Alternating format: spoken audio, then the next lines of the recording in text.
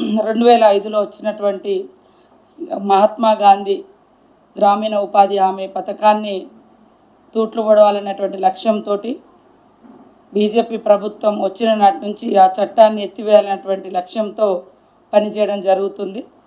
ఆ క్రమంలోనే మరి గాంధీ గారి పేరు తీసేసి విబీజీ రామ్జీ అని కొత్త పథకాన్ని, కొత్త పేరును తీసుకొచ్చి ఇవాళ పేదల కడుపు కొట్టే విధంగా ఈ యొక్క పథకం రాబోతున్న దాన్ని మేము గతంలోనే అసెంబ్లీలో తీర్మానం చేసి పేరు మార్చడం కానీ, రాష్ట్రాల మీద బర్డెన్ వేసి మరి అంటే మన డబ్బులను కూడా ఎంత వేసుకోవాలని వాళ్ళు 40% మీరు ఇవ్వాలి అని ఏదైతే 40-60 రేషియో పెట్టడం జరిగిందో దాన్ని కూడా మేము గతంలో అసెంబ్లీలో వ్యతిరేకిస్తూ తీర్మానం చేసి పంపడం జరిగింది. అయితే ఇప్పుడు కేంద్ర ప్రభుత్వము మరి జూలై 1 వరకు నోటిఫికేషన్ ఇచ్చి ఈ కొత్త చట్టాన్ని అమలు చేసే విధంగా ఆమోదం తెలపాలని ఒత్తిడి చేస్తున్న నేపథ్యంలో మరి ఈరోజు ఇన్ఫార్మల్గా జరిగినటువంటి క్యాబినెట్లో ఈ యొక్క కొత్త చట్టం గురించి డిస్కస్ చేస్తే మరి ముఖ్యమంత్రి గారు సహచర క్యాబినెట్ సోదరుల సమక్షంలో ఒక సబ్ కమిటీని వేయడం జరిగింది. ఈ కమిటీలో గౌరవనీయులు ఉత్తమ్ కుమార్ రెడ్డి గారు, అదేవిధంగా గౌరవనీయులు తుమ్మల నాగేశ్వరరావు గారు, గౌరవనీయులు వెంకటస్వామి గారితో, వివేక్ వెంకటస్వామితో మరియు నేను పంచాయతీరాజ్ శాఖ మంత్రిగా కమిటీ వేయడం జరిగింది.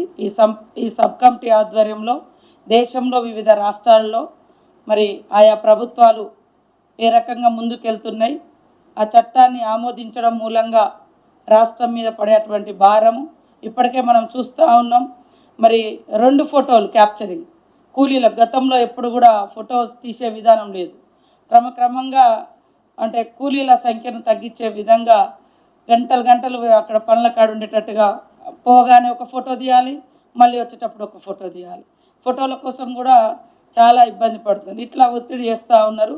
అయినప్పటికీ కూడా మన రాష్ట్రంలో మేము ఎప్పటికప్పుడు మరి జిల్లాల వారీగా మానిటరింగ్ చేస్తూ గత సంవత్సరం మొత్తం 7.5 కోట్ల పని దినాలు జరిగితే ఈ 2 నెలల్లో మా పంచాయతీరాజ్ శాఖ కమిషనర్ గారు కానీ, సెక్రటరీ, మరి క్షేత్రస్థాయిలో ఫీల్డ్ అసిస్టెంట్లు, సంబంధిత ఎన్ఆర్జీఎస్ ఉద్యోగులందరూ కలిసి మరి కూలీలతో వాళ్ళను ఎప్పటికప్పుడు మోటివేషన్ చేసి 2.5 కోట్ల పని దినాలను ఈ 2.5 నెలల్లో కంప్లీట్ చేసుకోవడం జరిగింది. ఎందుకంటే కొత్త పథకం రావడంతో అన్ని పథకాలు కోతబడి మరి రాష్ట్ర బడ్జెట్ మీద తీవ్రమైనటువంటి ప్రభావం చూపబోతుంది. కాబట్టి దీన్ని నిరసిస్తూ ఒక లేఖ కూడా రాయాలనుకున్నాం కేంద్రం తీసుకొచ్చేటువంటి ఈ యొక్క జీరామ్జీ పథకం గురించి. అదేవిధంగా సబ్ కమిటీ కూడా దేశవ్యాప్తంగా మరి వివిధ రాష్ట్రాల్లో అమలవుతున్నటువంటి తీరు, వాళ్ళు తీసుకునేటువంటి ఈ యొక్క చట్టం మీద, ఈ యొక్క పథకం మీద నిర్ణయాలను కూడా అనుసరించి ముందుకెళ్ళడం జరుగుతుందని తెలియజేస్తూ క్యాబినెట్లో సబ్ కమిటీని వేయడం జరిగింది. 4తో కూడినటువంటి సబ్ కమిటీ. ఈ సబ్ కమిటీ మరి తొందరలోనే కూర్చొని ఫర్దర్గా తీసుకునే నిర్ణయాలు మళ్ళీ మేము ముందుకు తీసుకొస్తాం.